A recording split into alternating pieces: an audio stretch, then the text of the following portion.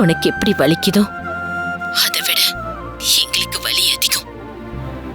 இங்க எல்லாருமே வேணுவோட இழப்புல இருந்து மீள முடியாத தவிப்புல தான் இருக்கும். இப்போதைக்கு எங்களுக்கு இருக்கிற ஒரே ஆறுதல் உனக்கு எந்த ஆபத்தும் இல்லைங்கிறது மட்டும்தான்.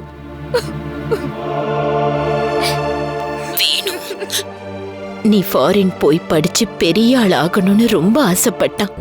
நீ அவனுக்காக ஏதாவது செய்யணும்னு நினைச்சா அத மட்டும் செய். போதும்.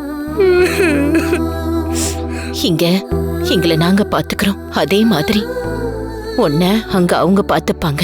சரியா? நீங்க கவலையே படாதீங்க. அர்ஜுன எங்க கூடயே வச்சு நல்லபடியா பாத்துக்கிறோம். ரொம்ப நன்றி தம்பி. இன்னைக்கு காயத்ரி ஜெயில இருக்கிறதுக்கு காரணமே நாங்க கொடுத்திருக்க கேஸ் தான். அப்படி இருந்தும் கூட அர்ஜுன நீங்க பாத்துக்கிறேன்னு சொன்னது பெரிய விஷயம். அட, அவ செஞ்ச தப்புக்கு தண்டனை அனுபவிக்கிறா. அதுக்கு நீங்க என்ன பண்ணுவீங்க?